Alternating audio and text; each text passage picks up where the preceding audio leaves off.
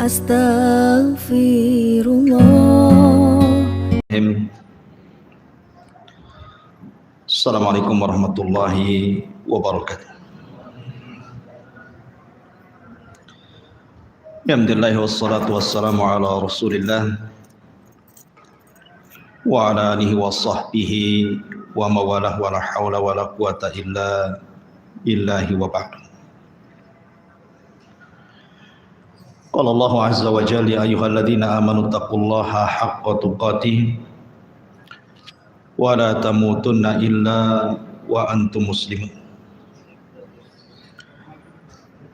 Fa inna asdaqal hadithi kitabullah wa khairal huda huda Muhammadin sallallahu alaihi wasallam wa syarral umuri muhdatsatuha wa kullu muhdatsatin bid'ah wa kullu bid'atin dhalalah wa kullu dhalalatin finnar. Ajaranillah wa iyyakum minal bid'ah wad dhalalati wan nar. Alhamdulillah, di malam hari ini kembali kita bisa duduk di Masjid Pontren di sini, dan kita masih melanjutkan kajian yang lalu tentang alam para malaikat. Kemarin kita sudah disinggung dalam muqaddimah bicara tentang alam malaikat. Malaikat adalah makhluk dari makhluk Allah Subhanahu wa taala. Sehebat apapun para malaikat, malaikat tidak punya rububiyah Allah, apalagi uluhiyah Allah Subhanahu wa taala. Mereka sama dengan kita. Padahal kalau kita melihat kekuatan para malaikat itu luar biasa. Jibril alaihi salatu wassalam ketika menghancurkan negeri Sodom itu, bukan satu kota yang dihancurkan, 7 kota. Yang cukup dengan satu sayapnya ditancapkan ke 7 kota itu, langsung diangkat ke langit.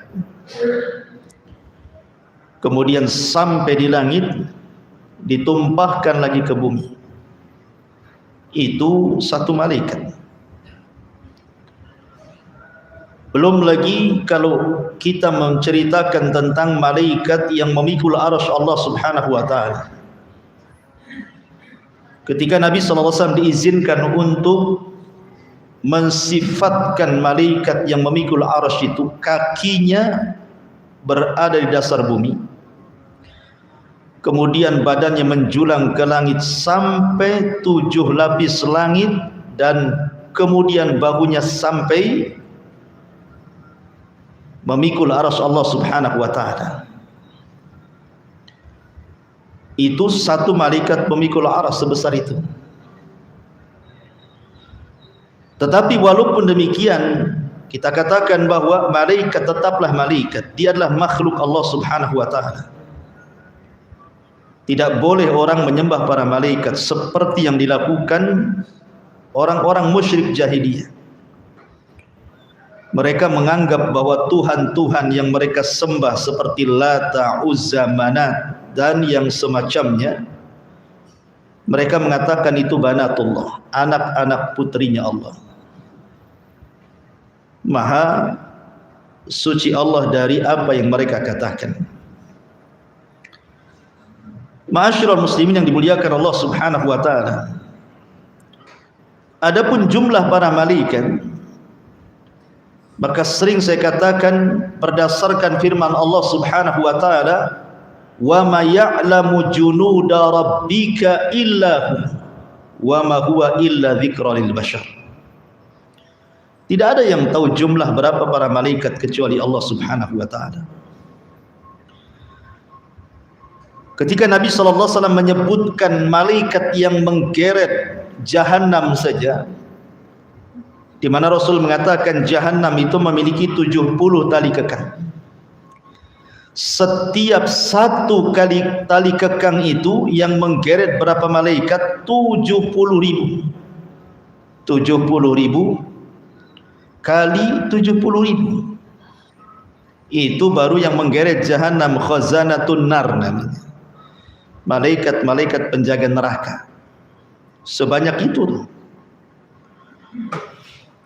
Makanya Nabi SAW ketika mengatakan attatis sama, langit karena saking beratnya yang di atasnya itu sampai attatis sama,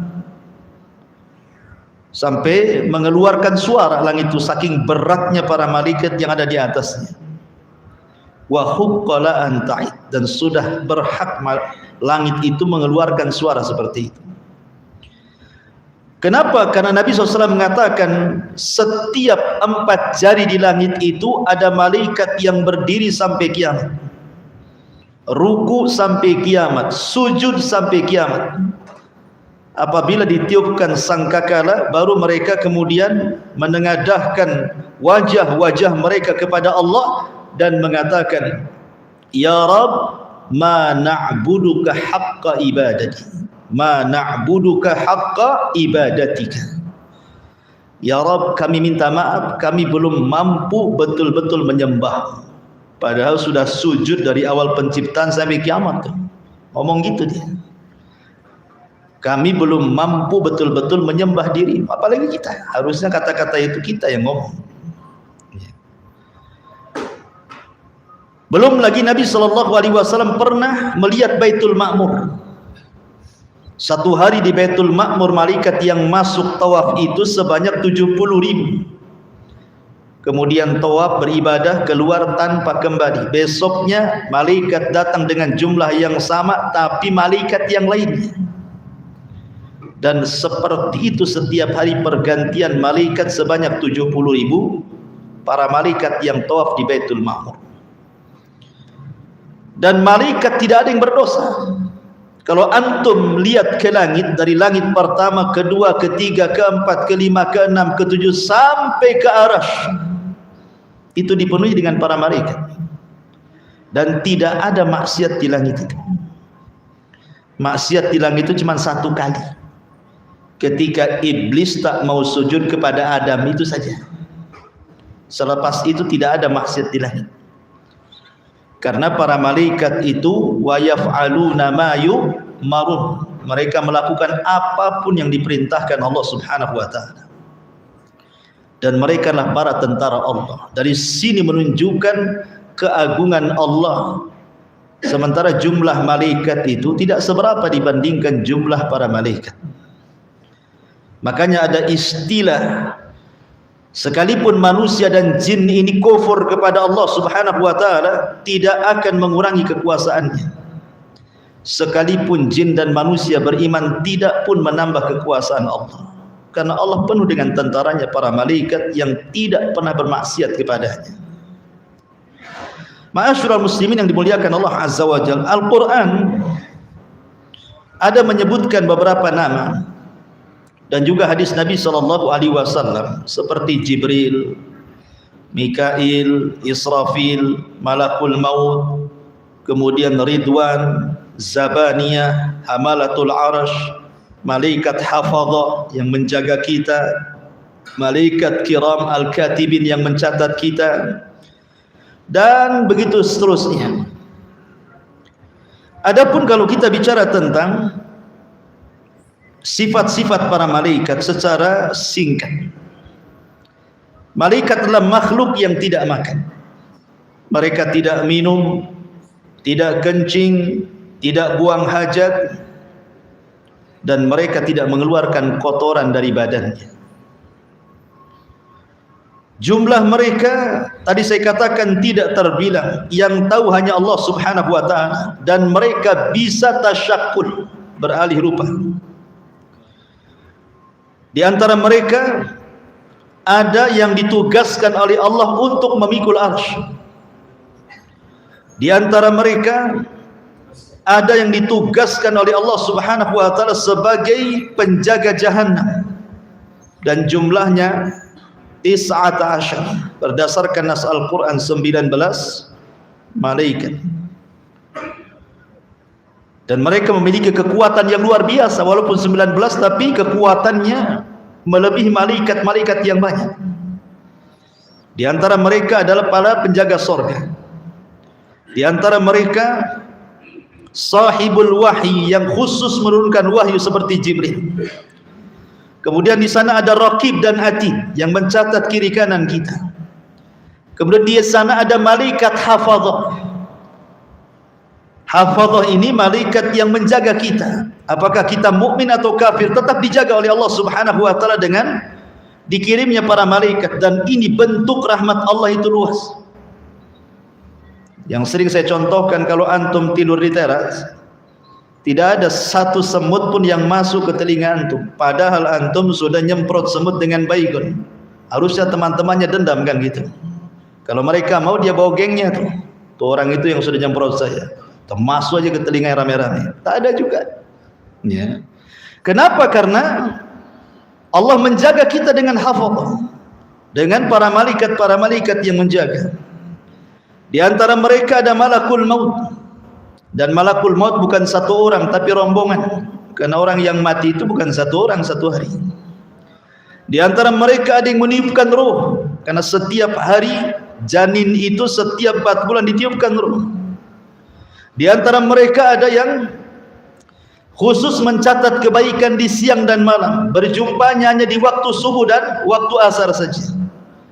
Di antara mereka ada yang memang dihususkan untuk mewakilkan tumbuh-tumbuhan ditumbuhkan di bumi, seperti Mikail, membagi-bagikan rizki kepada manusia di bumi.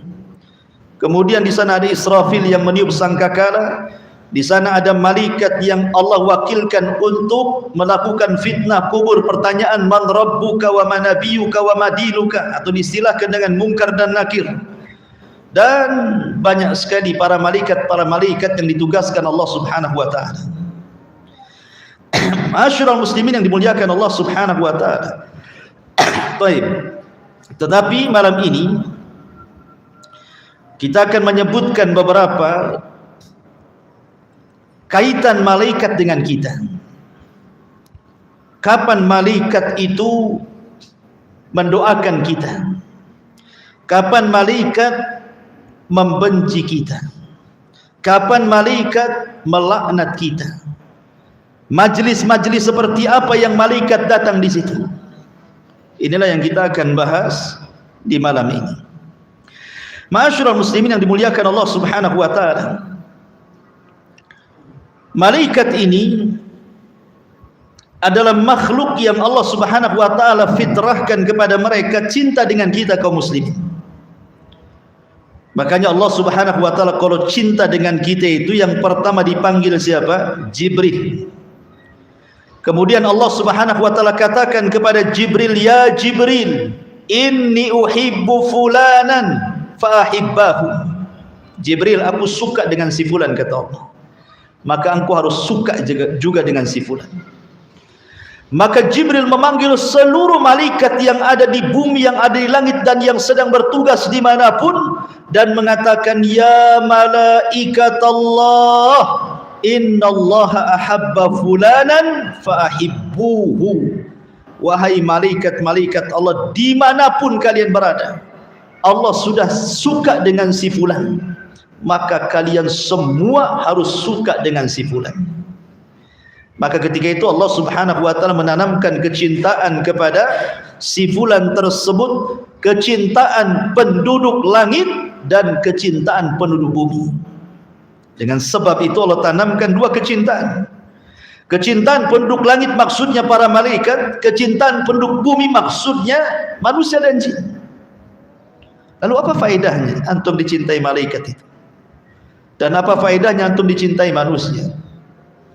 Adapun faedahnya antum dicintai malaikat, malaikat yang mencatat amal kita, yang mengantarkan kebaikan kita kepada Allah, yang mencabut nyawa kita. Kalau malaikat sudah suka dengan kita, tidak mungkin dia mengantarkan yang buru-buru, tidak mungkin pula mencabut kita dalam posisi su'ul khotimah. Tetapi kalau faedahnya manusia cinta dengan kita, itu sebagai rekomendasi bagi kita saat kematian kita, bahwa kita mati di atas kebaikan. Sebagaimana di zaman Rasul, ada orang bawa jenazah, semua memuji jenazah itu. Kemudian datang lagi jenazah, semua mencela jenazah itu. Kemudian Rasul mengatakan wajabat. Kemudian sahabat mengatakan, apa makna wajabat wahai Rasul? Maka Rasul mengatakan, jenazah yang pertama yang dipuji manusia, wajabat lahul jannah, maka dia pasti masuk surga. Tapi jenazah yang kedua yang dicaci maki, dicela manusia, wajabat lahun nar, maka dia wajib masuk neraka. Jadi tazkiyah manusia terkadang penting. Makanya kalau jenazah disolatkan 40 orang yang tidak menyekutukan Allah, semua bertauhid, kecuali akan mendapatkan syafaat jenazah itu. Ma'asyiral muslimin yang dimuliakan Allah Subhanahu wa taala, kecintaan malaikat kepada orang-orang yang beriman itu sampai membantu dalam peperangan. Perang Badar, kalaulah bukan karena Allah, kemudian 5.000 malaikat dipimpin Jibril, sudah kalah tuh perang Badar itu. Tapi Allah turunkan 5.000 malaikat dipimpin Jibril, menang perang itu. Kemudian juga saking senangnya malaikat kepada orang-orang yang beriman, mereka bersalawat. Sebagaimana Allah Subhanahu wa taala mengatakan dalam surah Al-Ahzab 43, huwallazi yusalli 'alaikum wa malaikatuhu liyukhrijakum minadh-dhulumati ilan nur wa kana bil mu'minina rahima.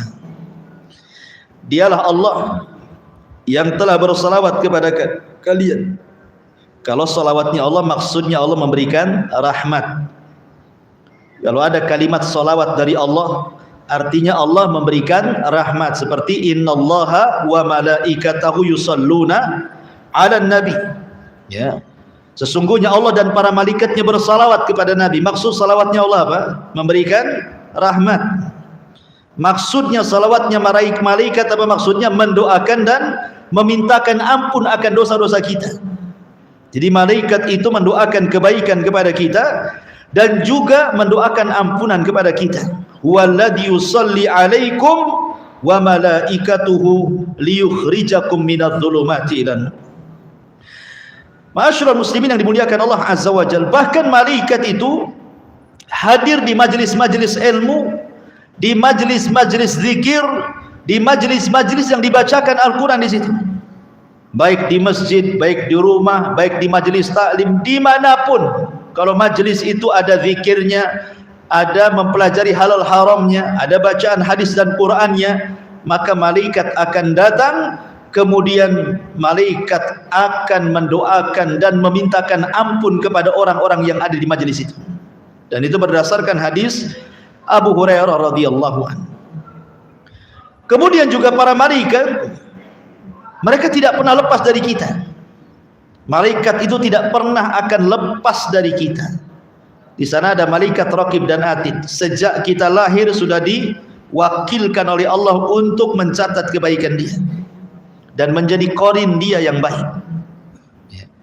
Belum lagi kesehari-hariannya. Tadi saya katakan ada malaikat itu yang setiap pagi dia memperhatikan kita dan mencatat amalan kita sampai waktu asar. Kemudian di waktu asar mereka naik ke langit, kemudian meletakkan catatan kebaikan kita di Sidratil Muntaha. Kemudian ganti dengan malaikat yang di malam hari memperhatikan kita terus, kemudian mencatat kebaikan kita di malam hari. Apakah kita tahajud, apakah kita witir, apakah kita zikir, apakah kita baca Quran, apakah kita tafakkur, dicatat semuanya sampai waktu subuh. Kemudian naik, kemudian diangkat ke langit dan diletakkan di Sidratil Muntaha. Jadi malaikat itu terus akan memperhatikan manusia. Termasuk juga malaikat itu ada yang ditugaskan ikhwan, hanya menyampaikan sholawat ke kuburan Nabi. Jadi kalau antum bersolawat Allahumma salli ala Sayyidina Muhammad, ini ada malaikat yang menyampaikan sholawat saya, langsung melesat ke kuburan Nabi. Kemudian disampaikan, ya Nabi Allah, si fulan bersolawat kepadamu, maka Rasul akan bersolawat 10 kali kepada kita. 1 kali bersalawat kepada Nabi, Rasul bersalawat berapa? 10 kali kepada kita. Ya. Jadi ada malaikat-malaikat yang mereka mengaminkan setiap doa orang-orang yang beriman saat berdoa. Makanya Nabi SAW mengatakan, da'watul mar'il muslim li akhihi bi dhahril ghaibi mustajabatun inda ra'sihi malakun kullama da'a li akhihi bi khairin qala al malakul muwakkal bihi amin walaka bimithli. Doa seseorang kepada saudaranya tanpa sepengetahuan dia, maka ketika dia berdoa ada malaikat di atas kepala kita. Setiap kita berdoa untuk saudara kita tanpa sepengetahuannya, malaikat yang di atas kepala mengatakan, dan kau akan mendapatkan hal yang sama dengan doamu kepada saudara. Jadi kalau seandainya antum berdoa kepada saya, ya Allah mudah-mudahan diberikan istri lagi lah Bu Merah itu, maka malaikat di atas kepala antum juga, gitu maksudnya, paham ya? Ya, jadi antum kalau mendoakan orang poligami, kata malaikat, antum juga. Banyak-banyak berdoa seperti itu. Ya. Ma'asyiral muslimin yang dimuliakan Allah Subhanahu wa taala. Kemudian juga para malaikat itu memberikan tabsyir, kabar gembira, dan juga tahwib, penakut-nakuti saat manusia sedang sakaratul maut itu. Kalau dia ruhnya seorang mukmin, dikasih kabar gembira. Alla takhafu wa la tahzanu wa abshiru bil jannati allati kuntum tu'adun. Jangan takut, jangan sedih, surga sudah menantimu. Tapi kalau dia ruhnya yang jahat, malaikat menakut-nakuti.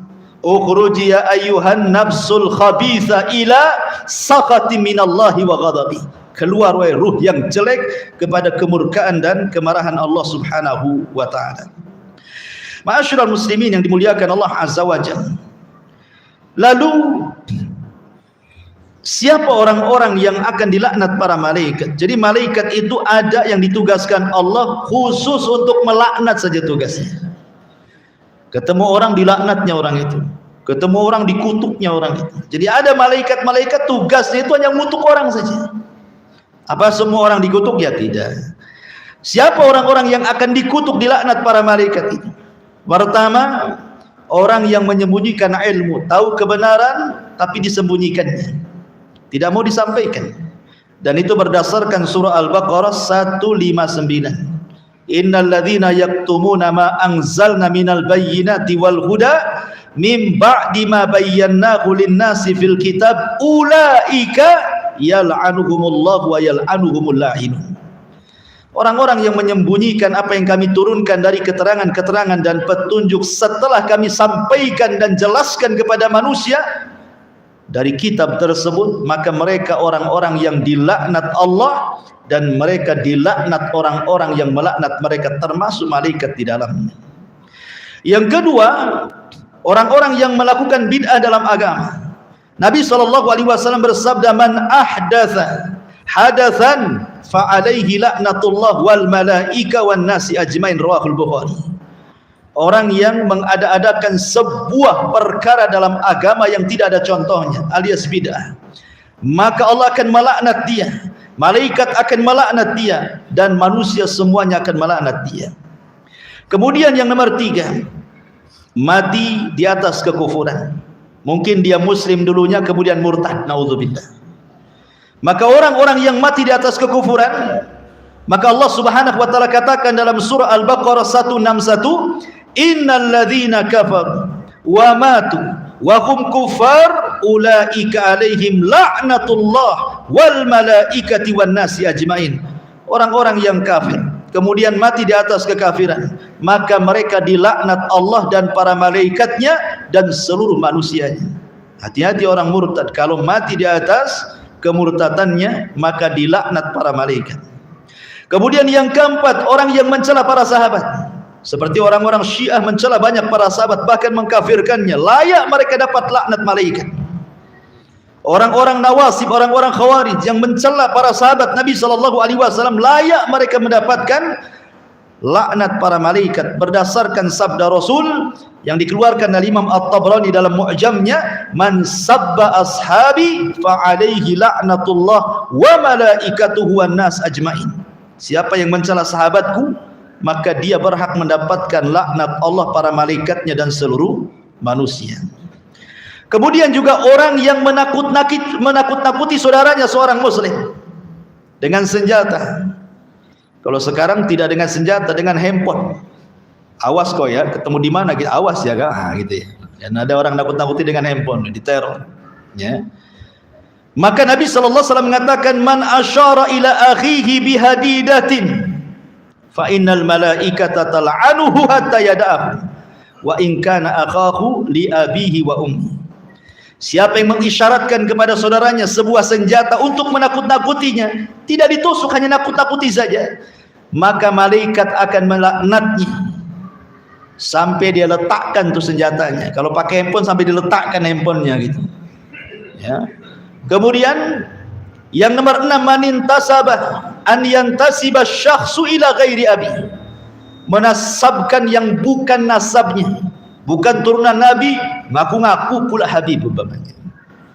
Bukan turunan orang kaya, padahal kaya ngaku-ngaku pula betul bapakku menteri dari Hong Kong. Ya. Dia ngaku-ngaku tuh. Kan banyak orang-orang ngaku-ngaku tuh biasanya zaman dulu ya.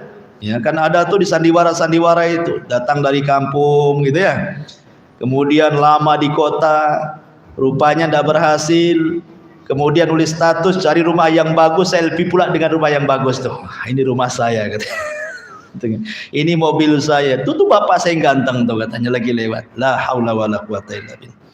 Maka Rasul mengatakan, manidda'a ila ghairi abi, siapa yang menasabkan yang bukan nasabnya, fa alaihi laknatullah wa malaikatuhu wal malaikati wan nasi ajmain, maka dia mendapatkan laknat Allah, para malaikat dan seluruh manusia. Yang nomor 7, al-ghadar, orang yang berkhianat, diberikan amanah dia khianat, maka ini pun dalam riwayat Bukhari Muslim, fa alaihi laknatullahi wal malaika, dia akan mendapatkan laknat Allah dan para malaikatnya.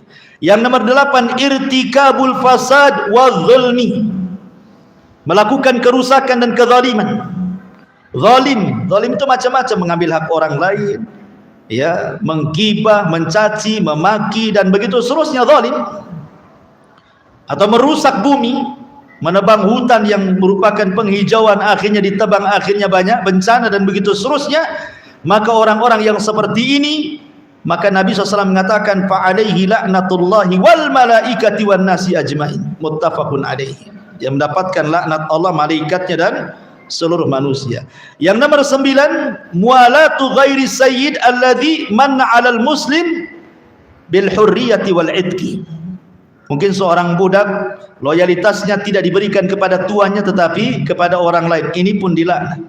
Termasuk juga yang nomor 10, seorang wanita yang menolak ajakan suaminya untuk berhubungan, maka wanita ini akan dilaknat sampai dia subuh kalau dia tidak bertobat kepada Allah Subhanahu wa taala. Termasuk juga orang yang berhukum dengan hukum selain Allah Subhanahu wa taala, berdasarkan riwayat Imam Ahmad, mereka pun orang-orang yang dilaknat Allah Subhanahu wa taala dan para malaikatnya. Inilah orang-orang yang dilaknat. Sekarang orang-orang yang didoakan para malaikat, orang-orang yang didoakan kebaikan, malaikat beristighfar kepadanya, siapa mereka? Yang pertama, mereka adalah orang-orang yang tidur dalam posisi tahir, suci. Jadi sebelum tidur antum berwudu, ya, tidak masalah. Ustaz, saya sudah berhubungan dengan istri, berwudu saja. Karena Nabi SAW pernah berwudu, kemudian menggauli istrinya, berwudu lagi, menggauli istrinya, dan begitu seterusnya. Nah, padahal wudu itu kan menghilangkan hadas kecil. Kalau dia melakukan hadas besar kan secara otomatis batal kan. Wudu untuk tidur berbeda hukumnya. Itu sunnah, wudu saja. Ya, supaya untuk menyemangati kita juga dan tidak didekati setan saat kita tidur. Apalagi dia memang tidak melakukan hubungan, kemudian dia berwudu betul-betul ingin membersihkan dari hadas besar dan hadas kecil, maka disebutkan dalam Sahih Targhib dan Tarhib, man bata tahiran bata fi syiarihi malakun, siapa yang tidur dalam posisi suci, tidak ada hadas besar dan kecil, maka para malaikat akan berada di samping kiri kanannya. Setiap dia guling ke kanan, malaikat sebelah kanan mengatakan Allahumma gfir lahu, Allahumma arhamhu. Ya Allah, ampuni dosa orang ini. Ya Allah, rahmati orang ini. Berguling lagi ke kiri, sebelah kirinya mengatakan yang sama. Ya Allah, ampuni orang ini, rahmati orang ini, sampai dia bangun. Dia bangun saja jadi ibadah, ikhwan. Tidur saja jadi ibadah. Tidur di atas ilmu itu jadi ibadah. Tapi tidur tanpa ilmu jadi dosa. Ya kan? Tidur di atas ilmu, tahu nih, kalau saat tidur antum didoakan malaikat kiri dan kanan, ketika itu tidur antum jadi ibadah. Dan mimpi-mimpinya pun pasti enak gitu. Tapi kalau seandainya tidur antum tidak demikian, bisa saja mimpinya aneh-aneh. Ya. Ini yang pertama. Yang kedua, muntadirus sholat, orang-orang yang menunggu sholat. Nah, seperti kita ini sedang menunggu sholat nih. Dari maghrib tadi sholat, sambil nunggu sholat ada pengajian nunggu sholat isya, kan itu.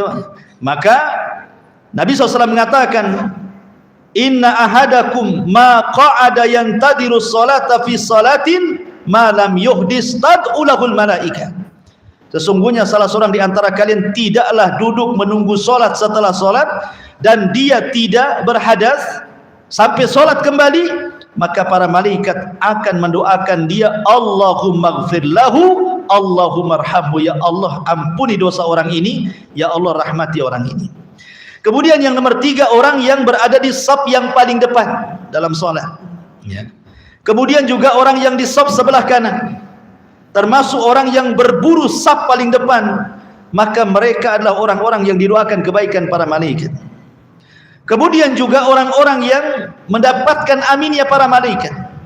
Makanya setiap imam saat membaca ghairil maghdubi alaihim waladhdallin, maka aminnya bareng-bareng. Jangan nunggu imam amin baru makmum amin, tapi bareng-bareng. Ketika ghairil maghdubi alaihim waladhdallin, maka imam mengatakan amin, semua makmum ikut amin. Kata Nabi SAW, barang siapa yang takmin dia, amin dia, cocok dengan aminnya malaikat dalam satu waktu, Allah ampuni dosa-dosanya. Malaikat akan mendoakan ampunan kepadanya. Termasuk juga orang yang banyak bersalawat kepada Nabi SAW. Termasuk tadi saya katakan doa kepada orang yang antum tidak tahu bahwa antum sedang doakan dia. Termasuk juga orang yang infak di jalan Allah. Setiap pagi malaikat turun kemudian mengatakan Allahumma ati munfiqan khalafa wa yaqulul akhar Allahumma ati mumsikan talafa. Ya Allah, kasih tambah rizki tuh si anu tuh yang sudah berinfak. Ya Allah, tahan rizki si anu tuh bakhil tuh. Malaikat akan ngomong begitu setiap pagi. Coba bayangkan setiap pagi. Makanya saya lihat kemarin ada celengan di sini. Bagus tuh. Bawa ke rumah satu-satu tuh. Setiap pagi antum masukkan 1000 uang koin, jangan dibagi 2. Ya, kalau bagi 2 nggak laku tuh. 1.000 malaikat tiap hari antum didoakan malaikat pada 1000 perak tuh. Ya kan? Tok tok tok. Ya pertanyaannya kapan jadi masjidnya itu? Kalau 1000 nggak apa-apa lah. Yang penting antum didoakan para malaikat ya. Kemudian juga diantaranya adalah man ada maridhan, orang yang mengunjungi orang sakit. Subhanallah, orang yang mengunjungi orang sakit ini luar biasa.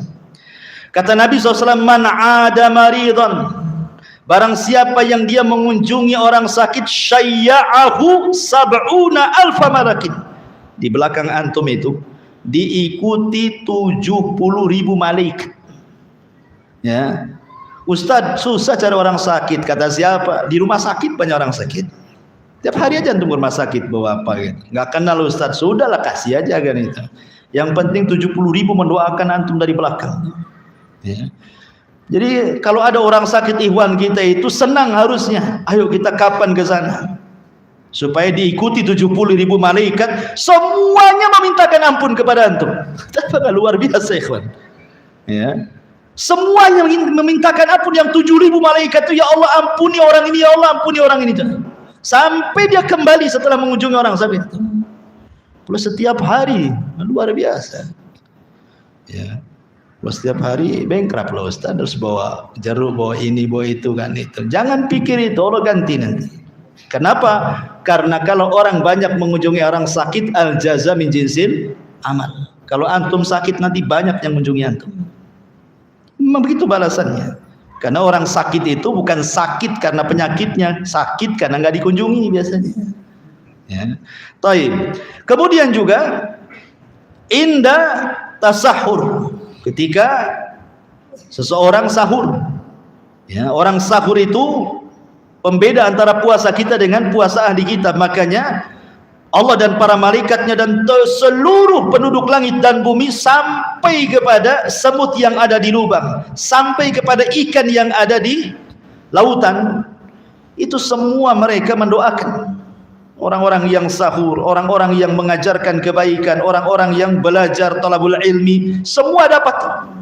Kan untung, ya. Ma'asyiral muslimin yang dimuliakan Allah Subhanahu wa taala, termasuk juga antum yang bermajelis taklim seperti ini. Kenapa orang yang bermajelis taklim itu, kata Nabi, kalau antum berdiri kemudian selesai pengajian, kata Rasul, qumu maghfuran lakum, dosa kalian sudah diampuni. Kenapa? Karena malaikat berjajar-jajar di atas kepala kita sampai ke langit saja. Dan malaikat yang paling atas berjumpa dengan Allah. Kemudian Allah mengatakan, ngapain kau berbaris-baris sampai ke langit, kata Allah. Maka para malaikat di atas menghabarkan, hambamu ya Rabb, mereka sedang berhalaqah menyebut-nyebut namamu. Ya.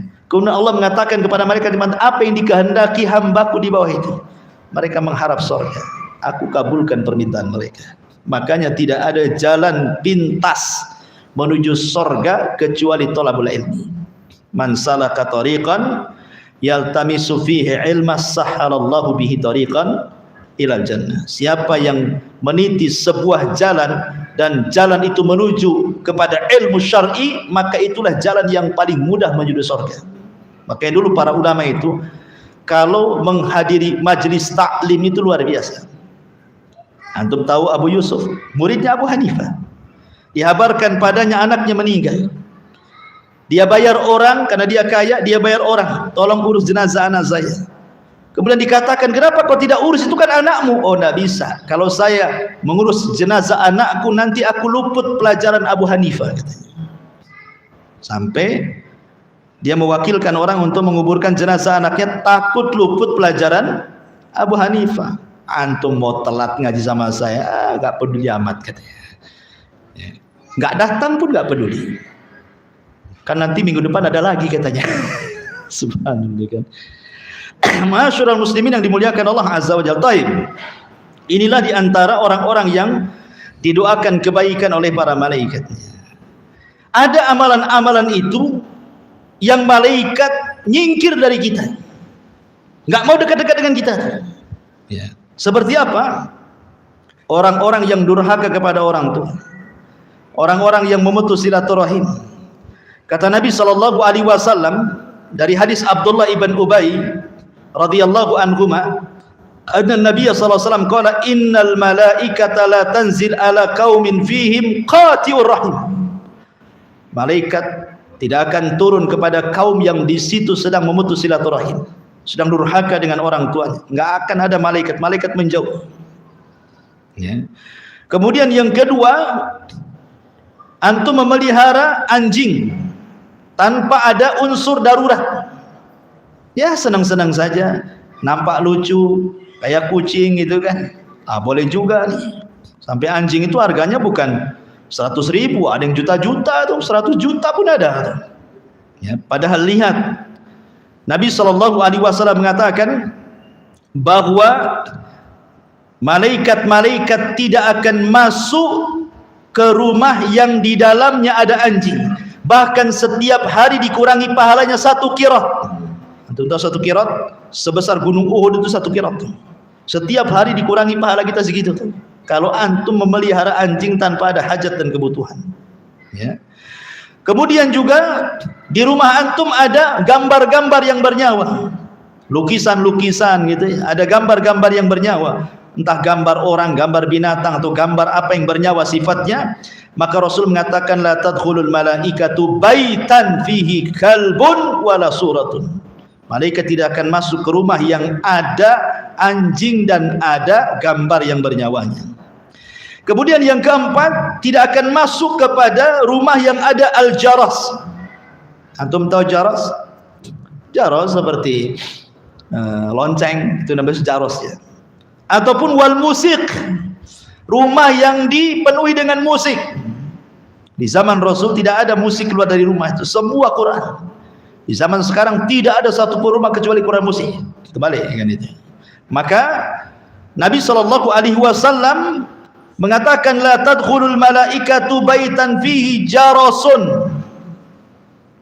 Malaikat tidak akan masuk ke rumah yang ada jarosnya, loncengnya. Dalam riwayat kata para ulama, jaros itu maksudnya mazamiru syaitan, seruling-seruling syaitan, nyanyian, musik-musik ya.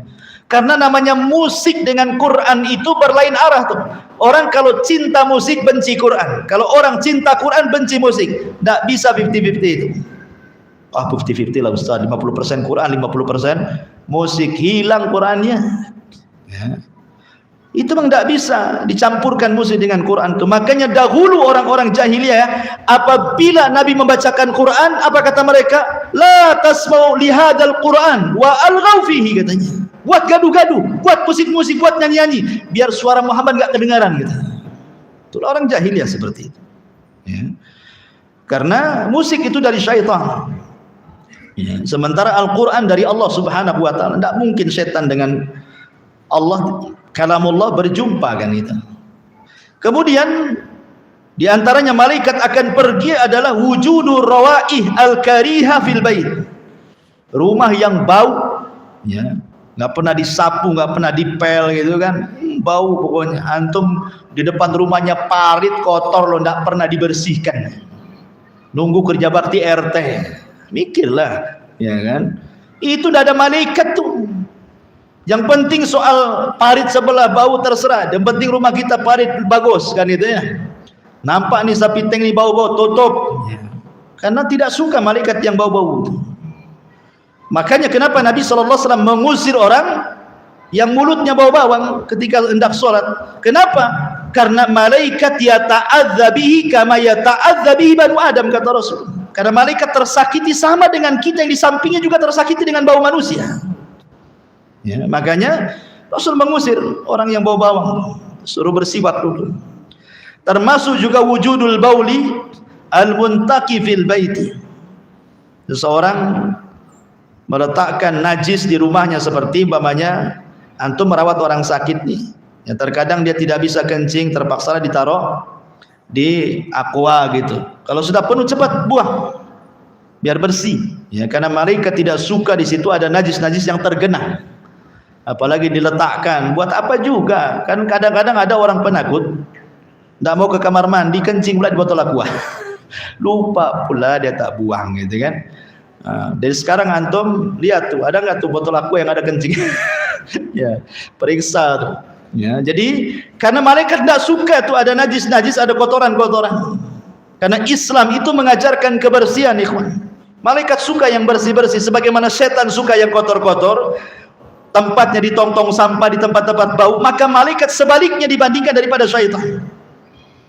Makanya Nabi SAW mengajarkan sampai badan Rasul itu seolah-olah berapa kilo itu sudah kecium tuh. Rasul mau datang nih. Kenapa? Harumnya sudah nampak. Kalau antum baunya lu, ini mau datang nih, siapa si Anu? Baunya sudah masuk di hidung ini, kan masalah ikhwan ya. Jadi di sini malaikat tidak suka dengan, dia akan pergi malaikat-malaikat dari bau-bau, dari sampah-sampah, dari kotoran. Maka ini tugasnya ibu-ibu, jangan malas kebersihan. Dan tugas bapak-bapak juga jangan ngotori rumah. Karena biasanya kalau istri pulang kampung seminggu, pulang itu kayak kapal pecah rumah itu. Entah diapain sama antum tuh, sampah di mana-mana kan itu ya. Ma'asyiral muslimin, ini diantara amalan-amalan yang malaikat tidak suka di situnya. Kemudian ma'asyiral muslimin yang dimuliakan Allah Subhanahu wa ta'ala, kemudian juga malaikat itu suka dengan orang-orang yang mereka berkunjung kepada saudaranya. Jadi saudaranya nun jauh di sana, umpamanya di Tanjung Pinang atau punya saudara, atau di Tanjung Uban, atau di Medan, atau di mana, atau di Jawa lah. Antum punya kawan, bukan saudara, kawan saja. Kawan di Batam dulu, kawan ngaji gitu. Sekarang pindah tugas di Tanjung Pinang atau di mana. Memang antum ingin ke sana. Bukan ingin jalan-jalan ke Tanjung Pinang sambil mampir biar tak bayar hotel, bukan itu. Ya. Maksudnya di sini adalah memang betul-betul datang ke sana untuk ziarah silaturahim, lebihnya jalan-jalan gitu maksudnya. Jadi niatnya bukan karena itu. Bukan karena lagi hutang, tidak. Ya. Bukan karena pinjam uang, tidak juga. Memang pengen ketemu, rindu, seakidah, seiman, seislam. Di zaman Nabi SAW, Rasul menceritakan ada orang yang ingin berkunjung kepada saudaranya, diutus malaikat untuk mengikuti di belakangnya. Kemudian malaikat menjelma manusia menghadang orang ini. Kau mau kemana? Ya, saya mau berkunjung kepada saudara saya yang nun jauh di sana. Kemudian dia mengatakan, ada enggak tujuan dunia, mau pinjam uang, bayar uang, mau bisnis? Enggak, saya murni ingin menziarah dia lillah, karena Allah. Saya cinta dia karena Allah subhanahu wa ta'ala. Maka malaikat ini mengaku, inni Rasulullah, sebenarnya saya malaikat menjelma manusia. Bi annallaha qad ahabbaka kama ahbabtahu fi. Ingat, Allah sudah cinta kepadamu sebagaimana engkau cinta kepada dia. Dan tadi saya katakan, kalau Allah sudah cinta kepada kita, siapa yang dipanggil? Jibril. Jibril, aku cinta dengan si Anu, kau cinta juga. Jibril memanggil semua malaikatnya, si Anu dicintai Allah, kalian harus cinta kepadanya. Luar biasa gitu. Ya, nggak harus jauh-jauh ke Pinang lah kan, itu di Batam kan kawan antum banyak. Antum kalau datang pinjam duit saja. Sekali-kali datang ikuti silaturahim, bawalah buah-buahan hadiah, ya kan. Kemudian pulang lagi, jangan pula mengharap kapan dia datang. Kemarin saya sudah datang bawa ini bawa itu, awas kalau tak datang, itu namanya barter tuh. Ya, bukan seperti itu. Kita berkunjung lillah, bukan karena antum pancing dengan satu kresek salak supaya dapat 3 kresek mangga, bukan itu. Itu judi namanya. Kan itu ya. Nggak boleh seperti itu. Sudah isya belum? Pas ya. Oke, alhamdulillah. Subhanakallah bihamdika, asyhadu an la ilaha illa anta, astaghfiruka wa atubu ilaik. Wallahu ta'ala alam. Assalamualaikum warahmatullahi wabarakatuh.